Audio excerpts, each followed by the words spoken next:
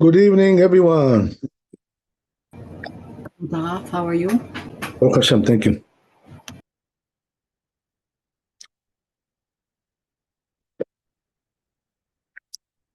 Okay, here we go.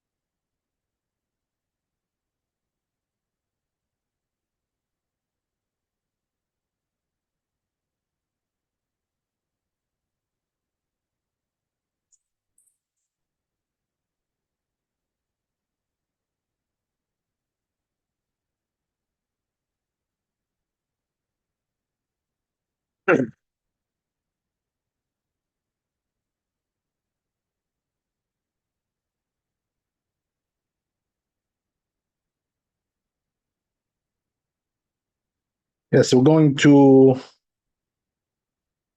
Chet Zion. If I'm not mistaken.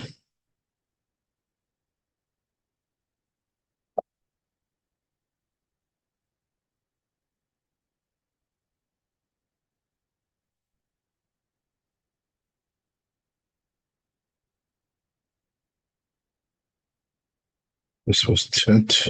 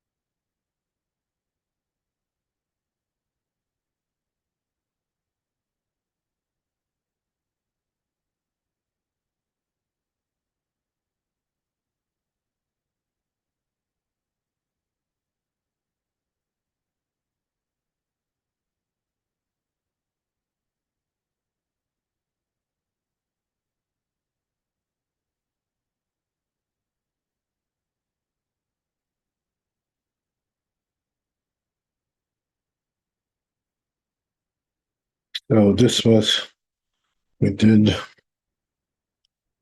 Chet. Okay.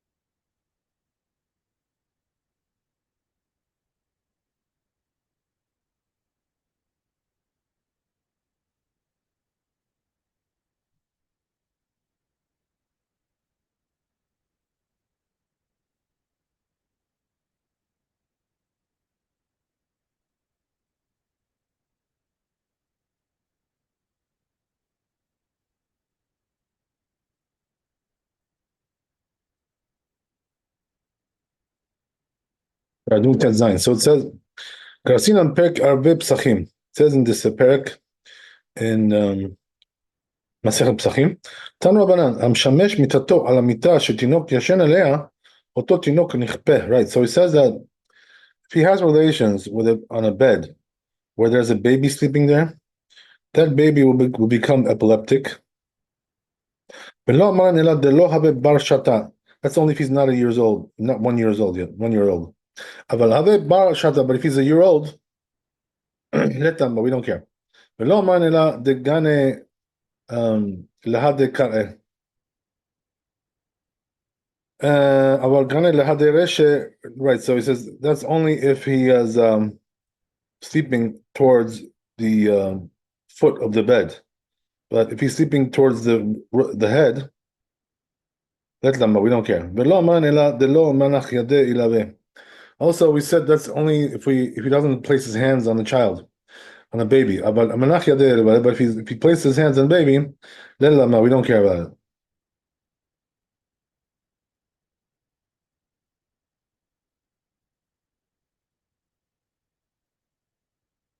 So then he goes on, Beit Yosef, Sefer Zohar, it says in the Zohar, Parshat Vaikra, Katuv, Netura Dechula, Man de Yanka de Rabie, La Tizdavek, Levar Nash, Ela Beshata de Rabia Naim, Uvata Lotanik Le, Ad Shata Chada, Yitzem Milin, Ochad Mila, La Yachla Begin Sara de Rabia, Bezimna Deihu, Bache, Ubada La Mistafel Yalmin. Right, so this is the Zohar. So let's see how he narrates this in the Shulchan Aruch, because if we read it there, it says, so as we said, right, that he shouldn't have this doesn't correspond here, doesn't correlate. Doesn't correlate.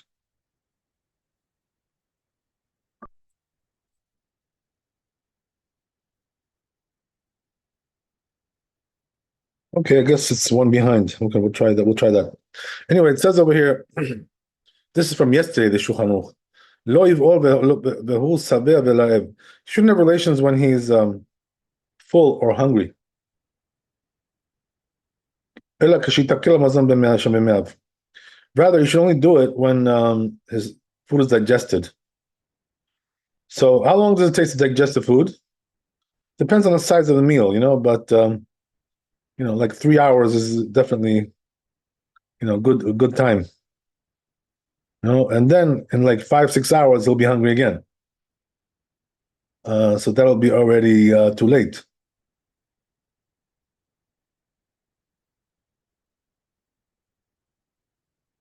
We gotta see the Torah in this. Right. So it says here in the Torah, just like we said, it says also you should check if he needs to use a bathroom before he has relations with his wife. And also afterwards. And also don't have relations when you're standing, right? Not a good position. Below meyoshev, also not sitting, right? Those two positions we don't want. Below bebet hamerchatz, and also not in the bathhouse. Below beyom shenichnas hamerchatz, and also not the day that he goes into the bathhouse and he takes a bath, whatever. Below beyom hakaza, also not the day of the bloodletting. In those days they used to do that. Below beyom etzia, and also not the time that he goes out on the road, or biyam in or comes back from the road. Whether it's beforehand or afterwards. So that was the tour, and that's the end of the chapter for the tour. So let's go to Beit Yosef now. We can catch up here.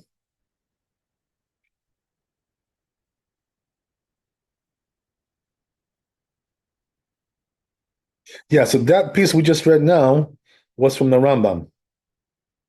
So, okay, now we're caught up. So we can read the Shulchan Aruch and go on from there. So it says here,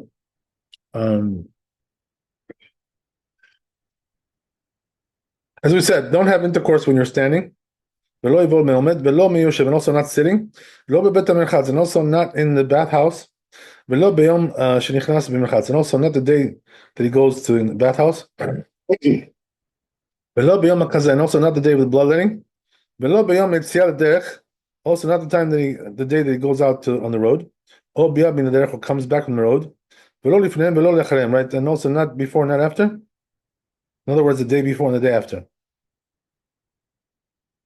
So why is that? Because he needs some time to rest when he comes off from the road. He needs time to rest. Okay, well, that's interesting. So he says in parentheses, והוא דברש הסימן שחייב לפקודה, הרי כשהוא רוכב, right, או יושב בקרון, וכאן הערב במהלך, right? So he answers the question here, the obvious question, right? Which is that before, we said that he's supposed to be with his wife, the time that he goes on the road, right? Yeah. And now we're saying don't do it, right? So make up your mind, right? Do it or not do it. What do you want me to do? So therefore, the answer is that depends on how he's traveling. If he's traveling, in a carriage, right? Or he's riding on a horse, whatever, or donkey, whatever it is, right? Then it's okay. But if he is walking, that takes a lot of energy, so that's why you should not do it. So it depends on how he's traveling. So that would be the same thing today, right? Today we travel with a car, whatever it is, right? With a train or with a plane. So that's the same thing as, going in a carriage, whatever it is, right? Something like that. So therefore, then it would be a mitzvah to do it, as we said, in some cases. And but if he's actually like physically walking, traveling like that, so then better not to do it. What's the reason why? Because it's he's going to be fatigued by that. He's going to have very low energy because of the fact that he's walking around all the time. Is it? Yeah. So yeah. Is there also an issue of whether his wife is in her fertile phase before he leaves? Like they'd miss a cycle, miss. Yeah, well, if she's well, yeah, I mean, the truth is that this fertile issue, it's really a separate topic. It's not really related to this issue here, the fertile issue. So the halacha says, right, that when your wife goes to the mikveh, the night that she went to the mikveh, you should be with her. Why? Because we're assuming, right, that she's gonna have, be at that time, when she goes to mikveh, she's gonna be around her, right, fertile time. And that's the reason why, that's one of the reasons. So that's one issue, right? That issue, she's having her, right, what do they call that? Whatever it's called. It's Ovulation. Right, ovulation, right. She's ovulating. So, right, that's why they tell you to go when she goes to the mikveh, because that's the time when she ovulates. Because she goes to the mikveh about, 14 days, let's say, right, or 12 days after she menstruated. And that's exactly the time of ovulation, right? It's like the middle of the middle of the month, the menstruation. It's the middle of the cycle. Right? That's usually when it is. So Okay, so there's no connection here where if he's no planning connection. No, right. this is something else. Okay, so that's the story there. Okay,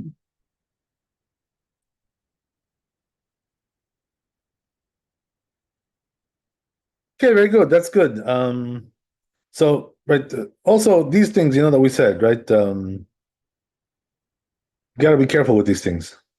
What? We're talking about not to have intercourse, when you're full or hungry. So, what's the purpose of that? to avoid it at that time. They say it affects the child, you know? If you have intercourse when you're hungry, the child will be weak, you know, weak. He won't be strong. It affects him, you know, the fact that you were hungry at that time. And also, you know, you have relations when you're full, right? It'll be just the opposite, right? He'll be like, you know, overly whatever, too much tension there, too much, right? Anxiety, God knows what, whatever it is, right? He'll have also the opposite effect on him. You know, so maybe who knows? God knows what it is, right? High blood pressure. I don't know. God knows what it is. Anyway, right? You don't want that, so therefore, right? You should, as we said, right? Wait till you digest the food, and right then do it at that point. So, as we said, right, we're talking about 3 hours is good. If you had a nice big meal, right? So 3 hours should do it. Okay, more or less, right? In 6 hours, you'll be hungry, as we said, right?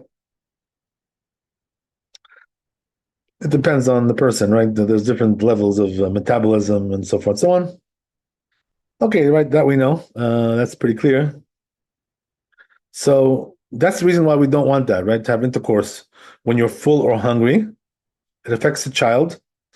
And also, right, we said don't do it when you're standing. So what is the problem when you're standing?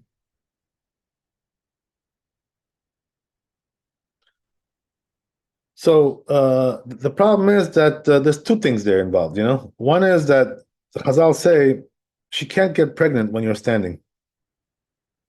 So basically, you know, you're wasting your seed like that, sort of, you know. You're doing it in a way where pregnancy is not possible. Why is that? Because the gravity, right, you know, doesn't allow the sperm to shoot in there. Right, so you're gonna get the wrong results. Basically, that's one thing. Then you have another problem, you know, which is that it weakens the body. They say, you know, when you do it standing. I'm talking about the man, right? Again, right? The man has all the problems here, you know, with that stuff. So it weakens the man, you know. So there's two problems there when you're doing it standing.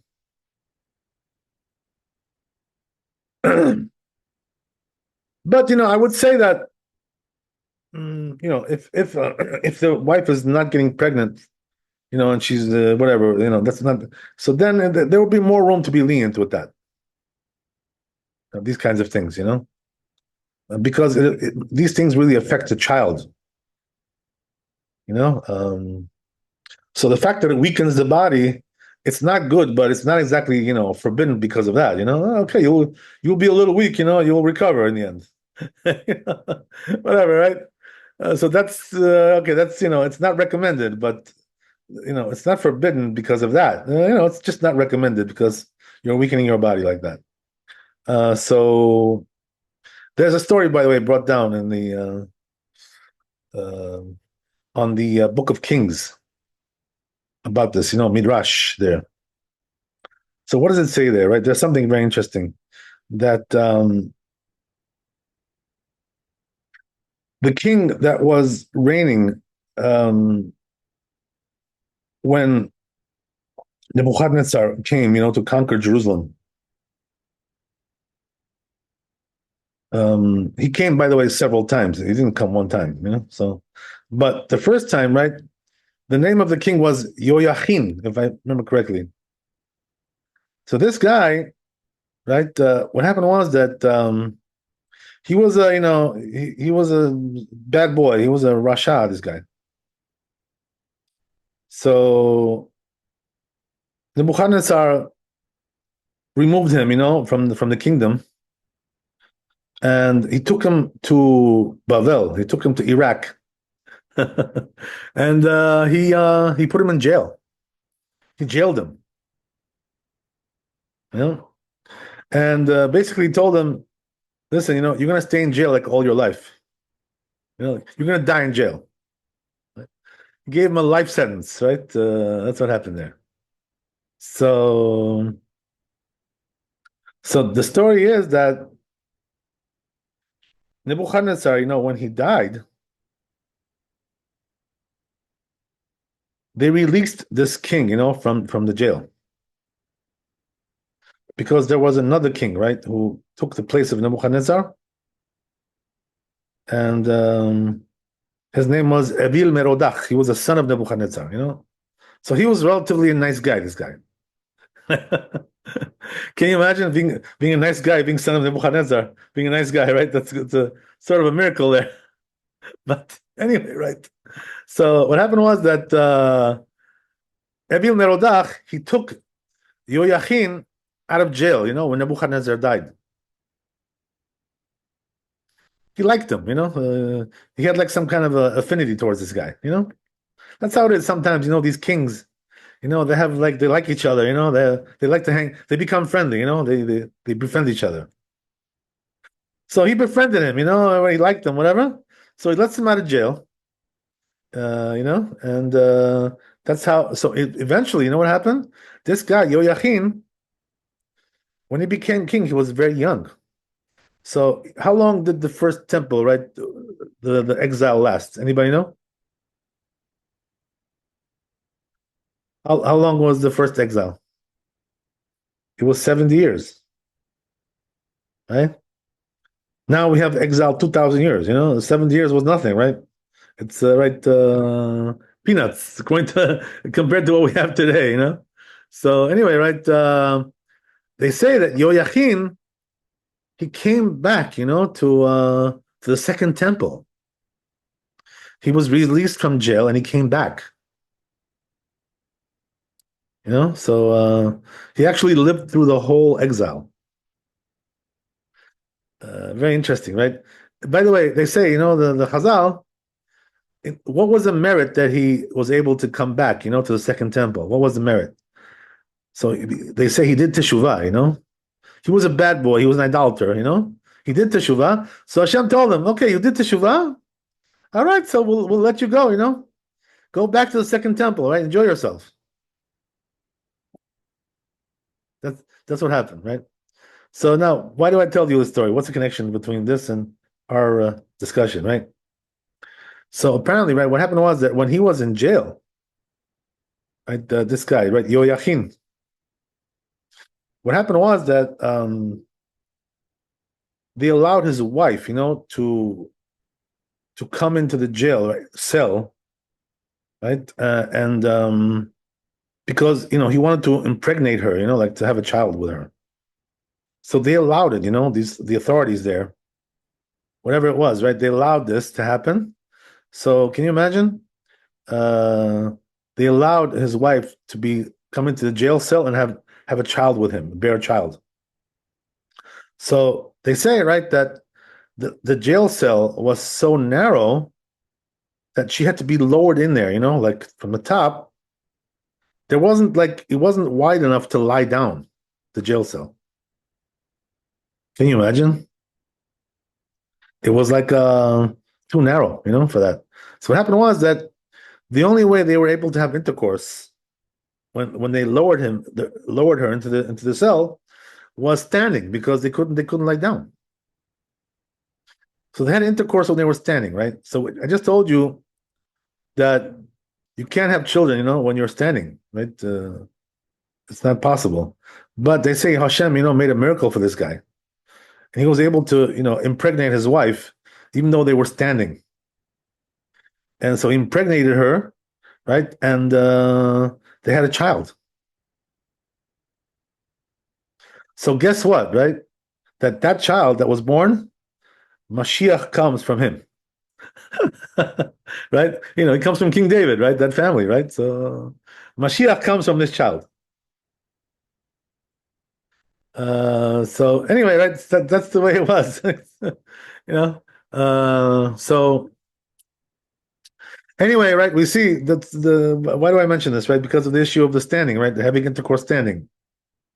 That's the only way they could do it in that jail cell. But turned out good. Okay. So that's what happened there. And that, right, Yoyachin, he came back to the second temple, as I told you, right? So when Ezra, built the second temple, when he came back, right, Yoyachin was also there. He was one of the leaders as well. he was the monarch, at that time. Can you imagine? From the first temple and to the second temple, he was a monarch. He was a king there. But when he came back to the second temple, listen to this. He had a different name. It wasn't Yoyachin anymore. What was his name when he came back to the second temple? Anybody know? So his name was Zerubbabel. Zerubbabel. If you look in the book of Chronicles, right, you'll see his name there, right? In the Bible, it's there. Zerubbabel. He was the one who came back. He was the monarch, and he was the one who built the second temple together with Ezra. So yeah, interesting story there. Uh, so Zerubbabel was a tzaddik. Now the question is like this, right? Since we got into this topic, right? Let me ask you another question. Why did he change his name? His name was Yoyachin, and now he's called Zerubbabel. What happened there, right? Why did they change his name? Don't people usually get a name change when their nature changes? He was I'm a sorry. different person. What was that? I'm sorry. I didn't hear the two answers there. Whatever, one answer, whatever it was. Can you tell me again one more time? He was a different person, Different person. What does that mean? meaning that he did real tshuva, so he was He did not the tshuva, same. right? He did tshuva, right? So yeah. So any more answers that you have? But I was just saying, don't people usually get a new name when their nature changes? Their nature changes. Okay, so you guys are close, right? So you know what it is, right? That the Rambam says this, in his in his work. You know what he says? When a person does teshuvah, he should change his name. That's what he says. Take a new name. What's the reason for that? So that the Satan cannot find him. So the simple reason is like this, is that because that name, that the old name that he had, is associated, with sin, with wickedness, So you want to disassociate yourself from that. That's the reason why you want to change your name. Because that name is associated with your past, right? Your past life, when you were a bad boy, when you were a criminal. So now change your name, right? A lot of criminals also do name changes, right? Because of that. Because they don't want the stigma of the old name, the old image that they had. So it's the whole thing. So he changed his name. That's the whole thing, right? I guess he must have known the Psak of the Rambam. He must have known. Did Yoachin change his own name, or was it? Well, somebody changed it. I don't know. Maybe it was him, or maybe it was, his buddies. I don't know what God knows. There's no exposition on that. But the Rambam says, right, you should, when you do tshuva, you should change your name, right? So he did it. That's probably what it was. The truth is, nobody can really change your name except yourself. In other words, nobody has the power to do that against your will. You know what I mean? So, he must have done it himself. I mean, that's pretty much yeah. Anyway, interesting story. So we see from there, right, some interesting things, right? That story. So that's why we don't want to do right intercourse when we're standing. As I said, but if you're not impregnating your wife, there's a little bit more room to be lenient with that, especially when you're in a narrow jail cell. Right? Okay, you have no choice, right? You have no choice. So that's the story there. Okay, good. So then he also says, right, don't do it when you're sitting as well. Right? So I'm assuming, that sitting is very similar to standing in the sense that, I don't think it's a good position to get pregnant sitting, because it doesn't the gravity will kill it. That's the whole thing. So I think that's the same thing. Okay, so yeah, interesting. So then he talks, right, that you shouldn't do intercourse in the bathhouse, right? So what's the reason for that? You know. So the truth is, I mean, the bathhouse is like not a clean place, It's a dirty place, especially when you're talking about a public bathhouse, right? In those days, they had public ones. So obviously, right, you don't want to be, having a child, bearing a child, from your interlude in some bathhouse, with your wife. That's not the best way to have a child, you know what I mean? So you get the point.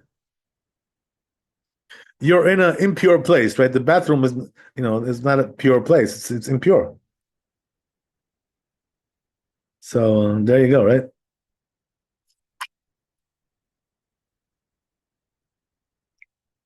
Then we have also the day that he takes a bath, goes into the bathhouse, that whole day, right? I think it's because when they went to the bathhouse that day, there was a lot of exertion, fatigue, stress. I don't know, something was there, something was. I'm not exactly sure what it is, but something like that. Maybe we can check that, right, to see if anybody explains that issue. But anyway, Isn't there something about like a man should wash after intercourse, or either or go to the mikveh? yeah, well, Ezra, right, was the one who made that decree that you should go to the mikveh after intercourse because you're impure. But what happened was that since it was too hard to keep that, so they nullified that decree, in the end. So nowadays it doesn't exist anymore. So nowadays it's considered like a chumrah, this thing. But what we do is, you can take a shower, which is like also similar kind of thing, and that also does the job. It purifies you. So you take like go into the shower for like 5 minutes, and you're good.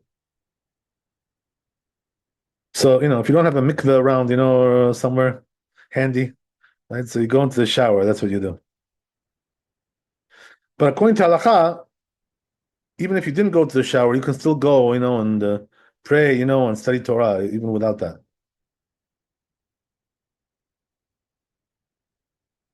Because that decree was nullified.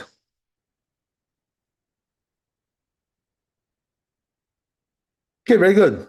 So let's go on.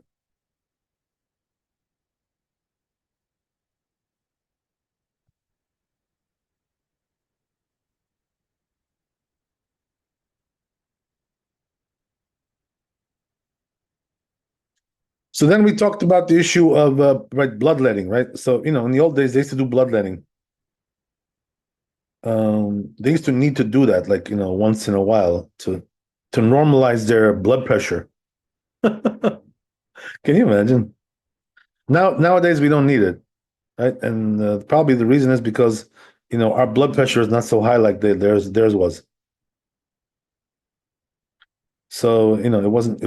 It's not necessary today to do bloodletting. There's other ways, to deal with it. It's not, and our blood pressure is not so high anyway. You want a little tidbit on this one? Okay, man, let's go. Let's hear it. Let's hear it. There is actually a such thing as like too thick blood, like too much red blood cells. Okay. So in other words, your hematocrit, your percentage of blood cells is too high. Too low is anemia, and too high is something called polycythemia vera. Okay. And the treatment for that is bloodletting. Interesting. So it's not the blood pressure, it's the blood volume. Volume. Mhm. So what does that mean, volume? So most of us have normally have about half of our blood, the liquid part of the liquid blood, half of it is red blood cells. In people who are Okay. anemic, it's like maybe a third or less. And people who have this polycythemia vera have like 60 to 70% blood. And it's too thick, it doesn't go through the arteries. Oh, wow, that's interesting. Okay. Well, I learned something new there. What can I tell you? So, I have okay, so no yeah, idea whether that was a thing back in the time of our sages, but but it's a thing now. interesting. Not a lot of people have it, but it's still Wow, simple. wow, wow, interesting. Okay, very good. So, yeah, that's the story there. So why on the day of bloodletting we don't want to have sex? Because it weakens the body, obviously, right? You're losing blood there. Would that also be true for someone like on a day that they're giving blood for like blood donation? I guess so. Yeah, that's the same thing, really. Okay. In those days, they didn't really do that much. Blood donations and stuff. It wasn't really a thing at that time. But they had bloodletting. Okay. So yeah, similar. Okay, good. So let's go on. Then we're talking about, as we said, right, going on the road. Right. So, going on the road, also, right, when you're coming back from the road, you are like exhausted, right? That's the reason why. And when you're getting ready to go on the road, also, I guess, there's a level of, fatigue there, anxiety, God knows. Something is not good, right, in the body there. So I guess that's the reason why. Also, what's going to be is that I'm assuming like this, that if you have sex, right, and then go on the road, right, your travel will be, very weak because you already had sex. So that's probably the reason why. It's a matter of it depletes the energy. What I'm talking about the men again, right? Not about the women. The women don't get depleted from that. Who cares about women? Right, yeah. They're in the back of the bus, yeah, yeah. They're in the back seat, You're right. Okay. So can't tell you. All right, so that's the story there. So yeah. Let's go on. So he says in parentheses here, right. So as I already read to you what it says there, right? That the contradiction, we solved the contradiction, right? We reconciled. It's in one place it says you should have it when you're on the road, when you're going on the road. That's when you're, traveling, in a sitting position. But if you're walking, so then it's very, there's a lot of fatigue there. So then we avoid it. Okay, very good. That's great. So let's go on. Next one.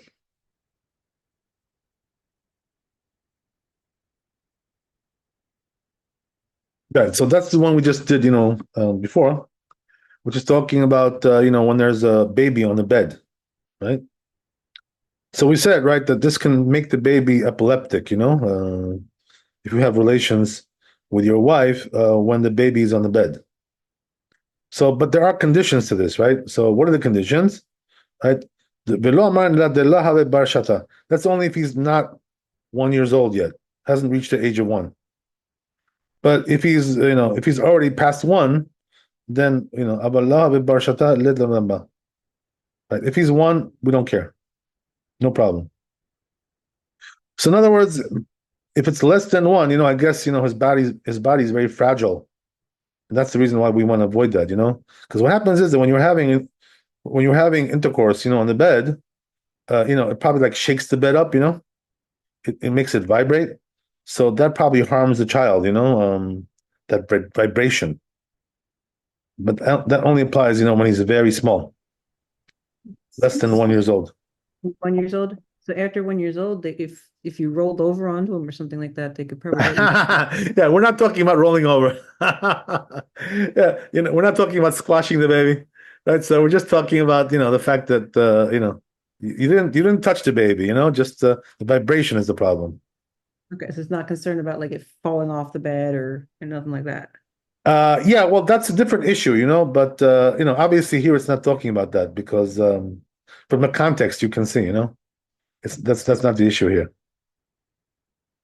So anyway, right, as we said, we're talking about the issue of the baby is very fragile, so it can make him epileptic, whatever. And then also he says that's only if he's facing, right, the foot of the bed, right? In other words, the side of the feet. But if he's facing, right, the head, then it's okay.